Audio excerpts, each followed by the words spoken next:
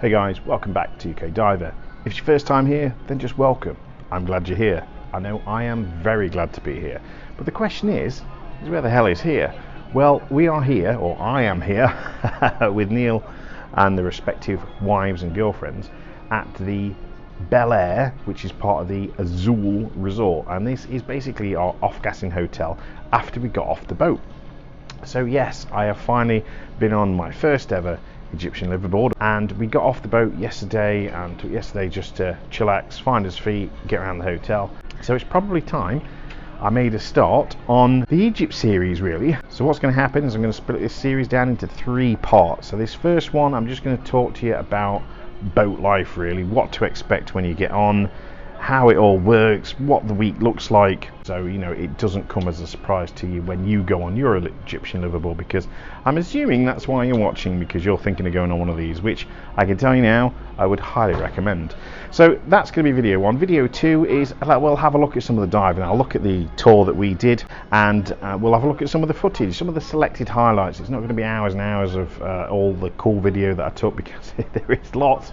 So we'll have a look at that, the actual tour and the diving in video 2, and then in video 3 that I'm actually going to record before video 2, if you kind of get me drift, but anyway, go with it. I'm going to talk about a bit of review. I'm going to do a bit of review, what I found good, what I found not so good, and we will go through that kind of stuff. All right, so anyway, let's crack on with video number 1.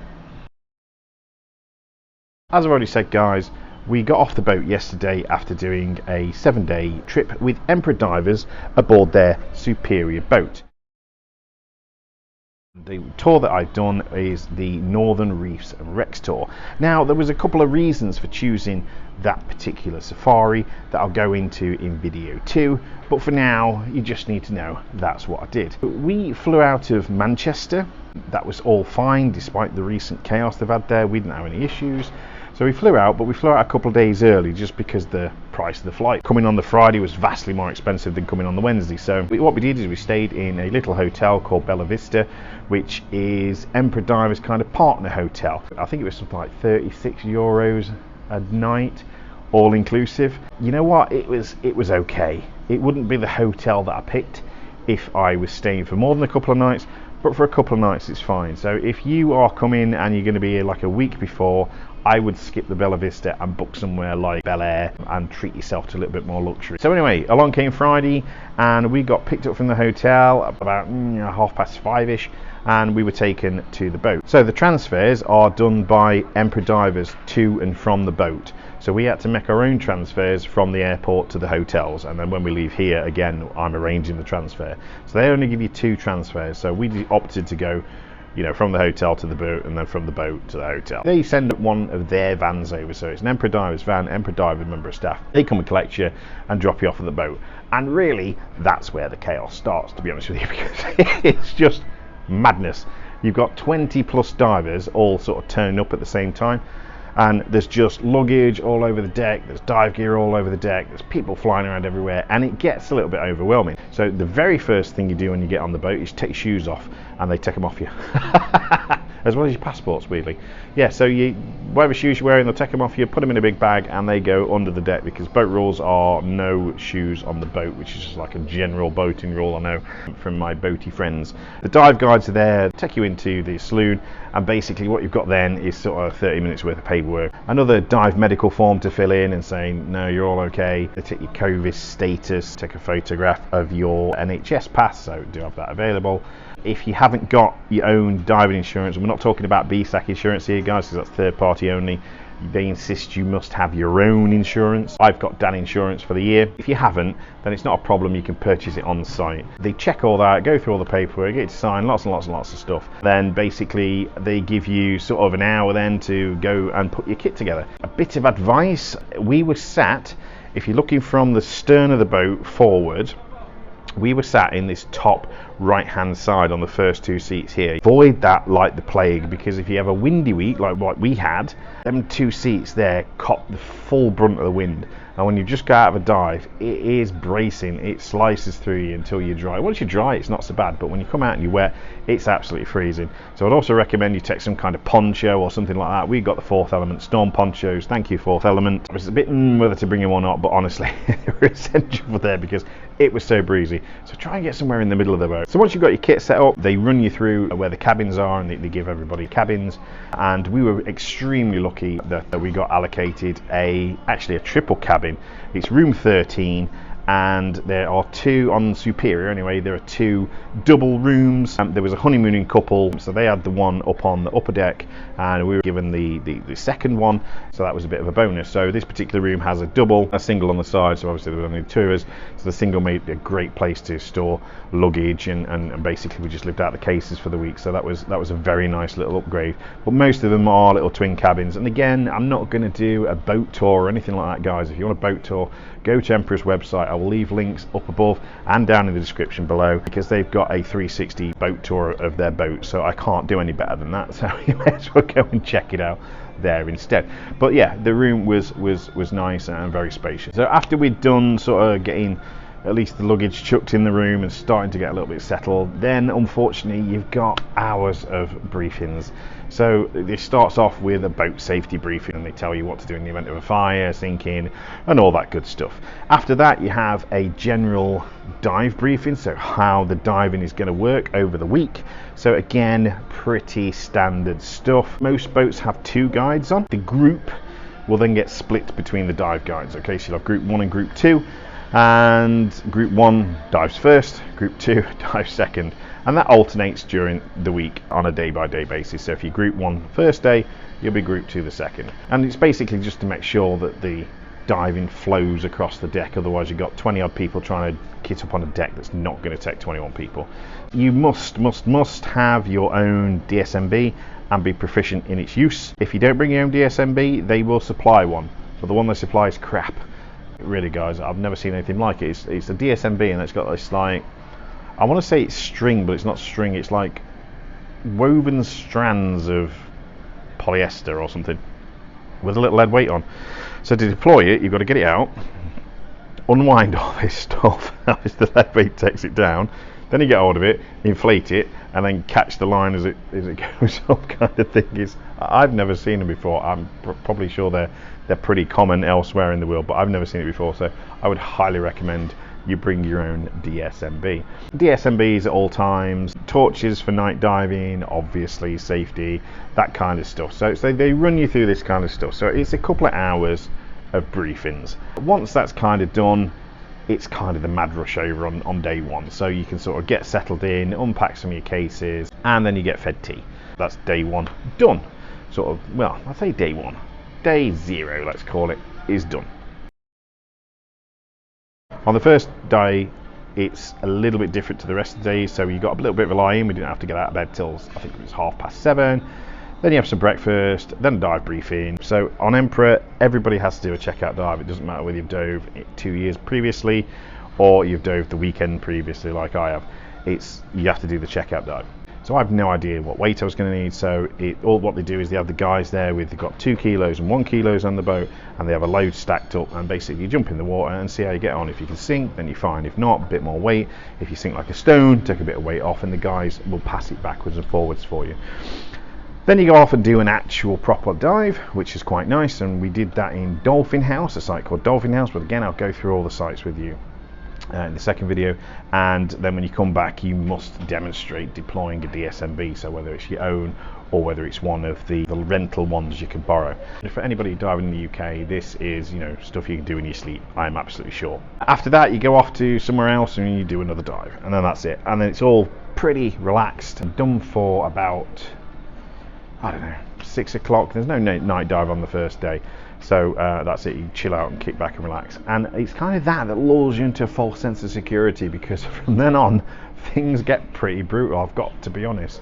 So 4 dives a day, including eating, sleeping, and doing all the rest of your business that you need to do, is a pretty brutal schedule, I've got to be honest. And if if you're taking a spouse or a partner like both me and Neil have, they really do need to be independent, because you're not going to be able to spend a lot of time with them as a diver, because it's just on and on and on. So here's a picture of our schedule. That gives you a rough idea of the times. Now I know you might look and think, oh, that's all right, that's not too bad, there's plenty of time between dives, but you'll always get fed, and because you're not getting a lot of sleep at night, it's a good idea to have a little nap in between as well, because otherwise, by day 3 you're just going to be absolutely whacked. So it's pretty full on, and the briefings are sort of half-hour briefings, so there is not a lot of time between dives. And then when you get to the end of the day, as you can see, you're eating dinner at like 9 o'clock, which means you're not getting bed till 10 o'clock, and then the next day you're back up at 5:30. So it can be pretty brutal. If you're taking somebody with you, make sure they're independent, because they're going to spend a lot of time on their own sunning themselves, which for my wife is absolutely no problem whatsoever. They move the boat sometimes in the evening, sometimes in the morning, sometimes between dive sites. It all depends on what the plan is. The longest crossing I think we had was about 2.5 hours, and we, like I said before, you probably picked up on, we had a bit of a windy week, and it was a bit rock and rolly. So again, if you are in any way, shape or form seasick, or even suspect that you might be, then load up on the Studeron, guys, before you get on the boat, and keep taking it regularly, because it will really ruin your week if you're seasick. Thankfully nobody in our group was particularly seasick. There was a few green tummies at some point at some of the crossings, but no, I didn't see anybody over the side doing Chunder Boy Wonder anyway, so that was good, but I wouldn't risk it. Let's talk food. For me, was plenty of food options. They can cater for vegetarians, vegans, all that kind of stuff. You need to let them know before so they can cater it around you a little bit, but we had no problems with food. Okay, as long as you're not a picky eater, because they've got some weird combos that we wouldn't have in the UK. For example, every day at breakfast you got chips, because it's all buffet style, so you just pick what you want. Obviously no pork products, guys, okay, it's a Muslim country, so there's no pork products. All the pork products are kind of fake. The food was plentiful. Every time you have a dive, there's cookies and crisps and snacks, or there's a main meal, and you do not go hungry. But yeah, the food was great, no problems at all. I enjoyed pretty much everything that we had. Yeah, same goes with drinks. Loads of teas, loads of different teas. I have become obsessed with hibiscus tea. Never tried it before, tried it on the boat, love it. There's free coffee, free tea, free soft drinks. They had Coke, Coke Zero, Sprite, Fanta, all the usual suspects. There's also beers on board, but there is a small charge for them. I think it was 350 Egyptian pounds, but don't quote me on that. There is a price list there, okay, there's no surprises. I'm not trying to scam you with anything. The other thing you can do, and what the girls did, is you can bring on board your own. So they brought, we got it from the duty free, obviously. We bought a couple of bottles of Malibu, a couple of bottles of Bacardi, and they've been supping that over the week with the free Coke, and been very happy bunnies, and not spending any extra pennies either. So that worked out quite well. The other group that was on the boat with us, they went off to the local off license, just bought 5 or 6 24 packs of local lager. So again, they didn't pay the rates on the boat either, so they're quite cool with that. There's plenty of refrigeration on each deck. There's no problem keeping stuff cool. There's water dispensers on all the decks as well that have chilled water, so you're not dehydrated in any way, shape or form. You are well looked after and well catered for, absolutely without a shadow of a doubt. So there we are, guys. You've done your week and you've got to Thursday. Okay, now Thursday's a little bit different. Thursday's only the 3 dives, if you want to do 3 dives. And what we did was we moored back up at Dolphin House Reef, which is where we started the tour, and what you'll get is a slightly longer brief at some point during the day, and what that's telling you is how the rest of the day is going to pan out, and then also some more administrative bits that you need to sort of think about as you're getting ready to disembark the boat on the Friday. They will talk about transfers. So again, I said that Emperor Divers 2 provide 2 transfers, so they will give you your transfer time, of what time roughly the guys are going to come pick you up and take you off to the hotel or the airport, depending on where you want to go. And then the other thing is they will give you your passports back, and this is where they give you a little envelope in your passport and ask you for your tip. Now Emperor Divers, if you look on their website and read before you go guff, it does give you a suggested tip amount of €75 per person. That's advice. They don't put a room number on it so they know what you've tipped, so it is entirely up to you. If you want to give more, that's great. If you want to give less, again, that's cool, it's no big deal. Now the one thing they did say, and I did appreciate, was the fact that the tips are not just for the front end staff. Apparently they're all pulled together and then they are distributed throughout the team, because although you might think, oh, this dive guy's been absolutely brilliant, the boat crew's been brilliant, there are a lot of other people in the background that have worked their arses off to make your trip happen for you, and it's nice that Emperor at least do seem to acknowledge their work by giving them a share of the tip, so I really appreciated that. The thing that they do ask you to do is not dawdle with the tip, because the simple fact is, as soon as you sort of moor up, half the crew disappear straight away. You know, they've been on the boat for 4 weeks, it's their week off, so they want to get gone. So after that, you go and do whatever dives you want to do on the Thursday. Me and Neil just did the 2. We took our kit to bits, put the weight back, rinsed everything off, took it on the top deck so it could bake in the sun and dry, and we were pretty much packed up on the Thursday night. Friday morning, it's a quick get up, quick breakfast, and then you just wait around for your transfer, and that's pretty much it, guys. You get your shoes back before you leave, you run up that slightly dodgy ramp going up onto the quayside, and you're off and away. It couldn't be more simple, and that was it. Liveaboard done. So there we go. So that's it, guys. That's kind of the introduction to the Red Sea Liveaboard. I've shown you some pictures, I've shown you some bits of videos, but I know this has been a bit of a waffly video. If you found this video at all useful, helpful, entertaining, or anything like that at all, please do give this video a like. It does let the YouTube algorithm know that the content I'm producing is good and you enjoyed it, and if you enjoyed it, the chances are that somebody else will, and it should recommend it to other people better, so it massively helps the channel out. Also, if you've not subscribed, please do hit that subscribe button. Why would you watch video 1 and then not watch the cool ones of 2 and 3? So that doesn't make any sense. And I've got plenty of other stuff coming out the rest of the year as well, including some more abroad stuff, and including obviously lots of UK diving as well. So please do hit that subscribe button. If you do have any comments and questions, maybe there's something I've missed. It's been a pretty full-on week, so it wouldn't surprise me. Got any questions or comments or anything like that, then please do leave them down below. I do appreciate it. But anyway, other than that, I'm off to enjoy a bit more Egyptian sunshine, but as ever, I will see you on the next one.